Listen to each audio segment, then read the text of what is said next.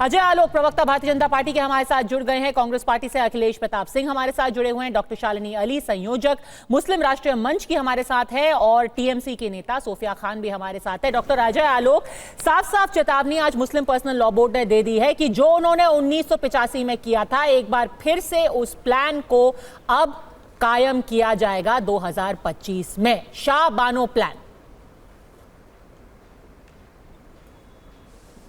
नहीं, स्वाभाविक है पद्मजा जी। शाह बानो प्लान जब सक्सेसफुल हो गया और देश में आंशिक शरिया के तहत जब संसद ने कानून एक बार पलट दिया, तो उनको क्यों नहीं विश्वास होगा कि ये काम वो दोबारा कर सकते हैं। अब वैसे भी इस्लामिक के हिसाब से तो भारत दारुल अल खर्ब है, जिसे दारुल उल इस्लाम बनाने की तैयारी है। आप ये सोचिए कि क्या हिम्मत है, 50 लोग 2-2 हज़ार लोग 50 जगह बैठ जाएंगे, कलकत्ता को जाम कर देंगे। और अभी तक पश्चिम बंगाल सरकार ने इसके खिलाफ एक शब्द नहीं बोला है। मुर्शिदाबाद में दुकान जलाने जाए लगी पुलिस, तब तक शांत थी, लेकिन पुलिस ने जैसे ही लाठीचार्ज किया, जैसे ही law and order situation control में लिया, ये दंगाई 5 मिनट में फरार हो गए। ये क्या बनाना कंट्री समझ रखा है क्या? या ये अफगानिस्तान है या पाकिस्तान है जो इस तरह से कर लेंगे? मुझे आश्चर्य हो रहा है, all India Muslim personal law board ये बैठ के टीवी पे ये धमकी दे रहे हैं ये कि हम अगले 1 महीने तक इस तरह का प्रदर्शन करेंगे, बाकी लोग हम लोग क्या टुकुर टुकुर ताकेंगे? वो कह रहे हैं आपको घुटनों पे लाएंगे। अगर कानून व्यवस्था से छेड़छाड़ करने की कोशिश की गई ना, वही कह रहे हैं, ये संविधान द्वारा पास एक कानून है। अब भारत कोई शरिया के हिसाब से चलने वाला मुल्क नहीं है, एक लोकतांत्रिक देश है, लोकतांत्रिक मूल्यों पे चलता है। आपको कानून से समस्या है, आप गए हैं सुप्रीम कोर्ट में, अपील आपकी सुनी जाएगी, आप शांतिपूर्वक यहाँ प्रदर्शन करना है करिए। लेकिन लॉ एंड ऑर्डर और कानून व्यवस्था और सामाजिक छेड़छाड़ से अगर आपने छेड़छाड़ करने की कोशिश की तो आपका हाल वही होगा जो एक नॉर्मल क्रिमिनल का होता है। इसमें कहने में मुझे कोई गुरेज नहीं है। तो सोफिया खान जी, क्या हिम्मत नहीं करनी चाहिए? ये 1985 का भारत नहीं है, 2025 का भारत है। लेकिन सोफिया खान और यहाँ पे कोई राजीव गांधी नहीं बैठे हुए हैं जो घुटनों पे झुक जाएंगे। पर घुटनों पे ले आने वाले दूसरों को नरेंद्र मोदी बैठे हुए हैं। पर बंगाल में तो लग रहा है कि ये प्लान काफी कामयाब हो भी रहा है। सोफिया खान, अब आप तस्वीरें देख लीजिए जो आपकी आई हैं अलग अलग हिस्सों में, क्या वहां पर घुटने टेक दिया सरकार ने?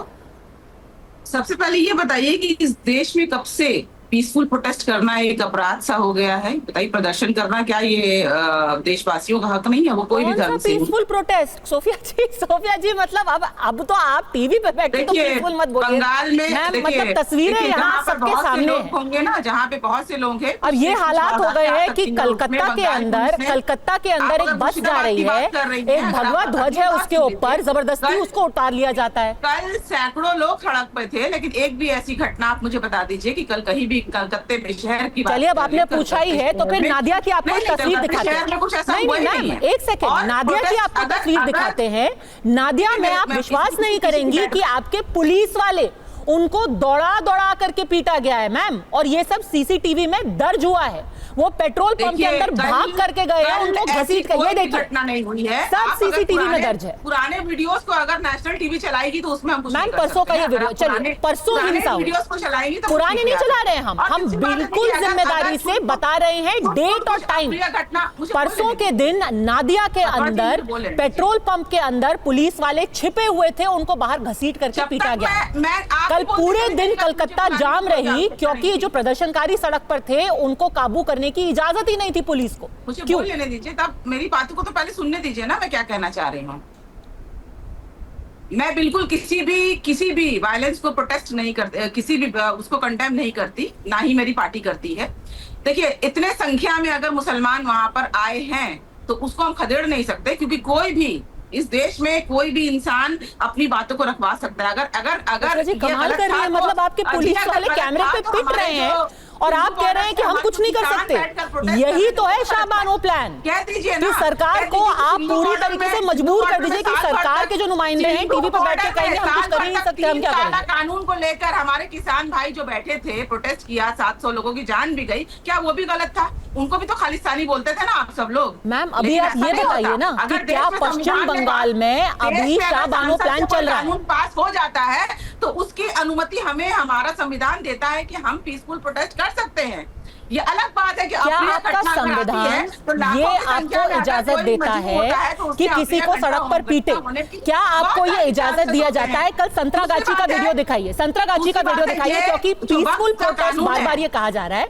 मैम, ऐसी तो बात नहीं है ना कि बाकी पूरे देश में लोग देख नहीं रहे हैं कि हो क्या रहा है। पूरे देश में लोग अब सोशल मीडिया पे सब दूध का दूध पानी का पानी हो जाता है। संतरागाछी के अंदर का वीडियो, ये कलकत्ता का वीडियो है जहां पर गाड़ियों को तोड़ा जा रहा है। तो आपको कहने का मतलब इनके घरों में बुलडोजर चला दिया जाए?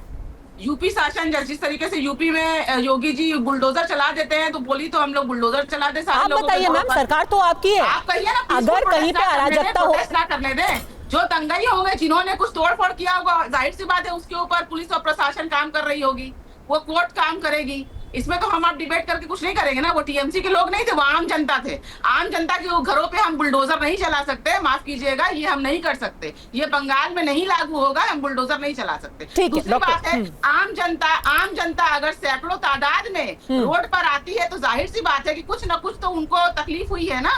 आप कहते हैं कि आपने बहुमत के साथ जाहिर सी बात है सांसद में पास हुआ, मैं मानती हूँ, लेकिन वो बहुमत में लोग कौन थे? मुसलमान थे क्या मुसलमानों को कॉन्फिडेंस में लेके ये बिल बनाया गया? क्या 2014 के बाद मुसलमानों को अपने कॉन्फिडेंस में लिया गया? मुसलमानों को, तो आपको लगता है, मुसलमानों के, मैं नेट आपसे मुसलमानों बस ये के धर्म को लेकर आपसे बहुत 2014 संक्षेप में बस ये संशोधन पूछ रही का हूँ कि जो लोग अब कह रहे हैं कि हम सड़कों पर उतर करके सरकार को देश को घुटनों पे ले आएंगे, आप उसको जायज ठहरा रही हैं, क्योंकि आप कह रहे हैं आपकी नाराजगी है, आप गुस्सा है, आप आहत है, तो आप सड़कों पे आएंगे। मंदिरों को बंद करवा दीजिए, संशोधन करके राम मंदिर को बंद करवा दीजिए। ये हो सकता है? ये क्या पॉसिबल है? इसकी मैं मांग नहीं कर रही हूँ, मैंने एग्जाम्पल दिया। क्या संशोधन सिर्फ इस्लाम धर्म में ही होगा इस देश में? ठीक है डॉक्टर अगर अजय होगा, आलोक, तो अगर जाहिर सी आपने बात है इतना कि आहत लोग किया है, उग्र लोग परेशान हैं, लोग उग्र दुखी होंगे। हैं, तो कम से कम पश्चिम बंगाल में उनके ऊपर बुलडोजर नहीं चलाया जाएगा। देखिए, आप मुझसे पूछिए। इन्होंने बहुत ऑब्जेक्शनेबल बात अभी कही है। क्या मुसलमानों को कॉन्फिडेंस में लेके ये पास किया गया? मैं जरा सोफिया जी से पूछना चाहता हूं, मुसलमानों को कॉन्फिडेंस में लेके क्या संविधान बनाया गया था भारत का? मुस्लिम लीग के नुमाइंदे उसी संविधान बनाते वक्त कह रहे थे कि हम पे शरिया कानून रहने दीजिए। पटेल साहब ने क्या कहा था कि धर्म के आधार पर आपको अलग देश मिल गया, यहां धार्मिक आधार पर कुछ नहीं होगा। तो फिर मुसलमानों को कॉन्फिडेंस में लेने की कहां से बात हो गई? क्या यहां कोई कानून बनता है तो क्या हिंदुओं को कॉन्फिडेंस में लिया जाता है? कानून देश का होता है कि हिंदू या मुसलमान का ये होता है? कानून क्या बोल रही हैं मुसलमानों आप? से जुड़ा हुआ है, तो मुसलमान प्रश्न और किस उठाएंगे। लक्षण से टीएमसी की सरकार चल रही है? किस लक्षण से टीएमसी की सरकार चल रही है? 33% मुसलमानों के लक्षण से चल रही है क्या पश्चिम बंगाल में?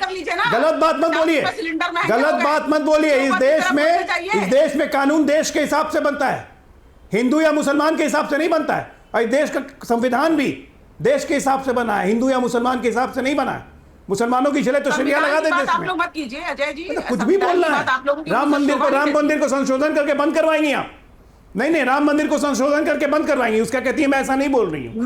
ये आपके मन की अंदर कितनी घृणा भरी हुई है वो दिखाता है। राम मंदिर की बात आई तो अभी आप बोलिए, अभी आपने कहा कि राम मंदिर को संशोधन करवा के बंद कर दें। किसकी औकात है?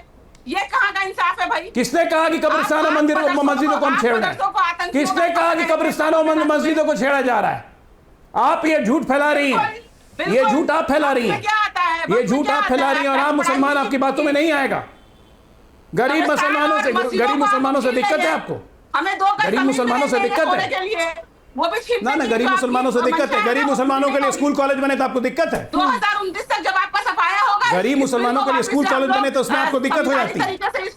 सफाया आपका होगा, तय है सफाया होना, क्योंकि आपकी बात ये पूरा देश सुन रहा है।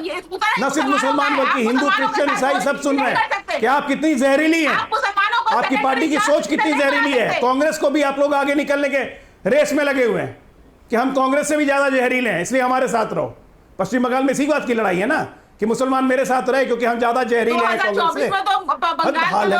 तुष्टीकरण की इंतहा हो गई। नेशनल टीवी में बैठ के बोल रही है मुसलमानों को कॉन्फिडेंस में लेके कानून बनाओ, जैसे आज तक इस देश में कानून हिंदुओं को कॉन्फिडेंस में लेके बना है, क्रिश्चियन को लेके बना है, सिख को लेके बना है। मतलब कुछ भी बोलना है, बोलने से मतलब है। हो गया संविधान, गया तेल लेने संविधान। सुविधा के अनुसार हर चीज को इस्तेमाल करना, इस देश को शरिया के रास्ते पे डालना, यही मोटिव हो गया टीएमसी का। पीएम केयर फंड में अरे प्रधानमंत्री फंड में आया 50 लोग 2000 लोग अगर 50 जगह बैठ जाएंगे तो कलकत्ता शहर चलेगा। कोरोना के टाइम कितने पैसे आए? आप ये बताइए मैडम, बहुत आप बहुत जिम्मेदार नेत्री हैं। सुनिए सुनिए, चिल्लाइए मत। आप बहुत जिम्मेदार नेत्री। एक मिनट, मेरा सवाल अभी बंगाल में हो रहा है। मेरा सवाल सुन लीजिए। 50 लोग अन्य धर्मों के लिए 50 जगह पे 2000 लोग बैठ जाएंगे। अरे एक मिनट सोफिया जी, सुनिए, बात सुनिए, एक तरफा मत बोलिए। मैं कह रहा हूं 50 जगह पे 2000 लोग बैठ जाएंगे तो क्या कलकत्ता शहर चलेगा? बिजनेस एक्टिविटीज होंगी, लोग अपने ऑफिस जा पाएंगे, बच्चे अपने स्कूल जा पाएंगे, और ऐसी अराजकता की स्थिति को कंट्रोल करना आपका काम है राज्य सरकार होने के नाते। हमारा काम है केंद्र सरकार होने के नाते। आप लोग की रैली निकलती है तब स्कूल की परवाह नहीं होती। सोफिया जी, रैली में हमारी रैली हाईकोर्ट के परमिशन से अभी निकली आ रही हैं।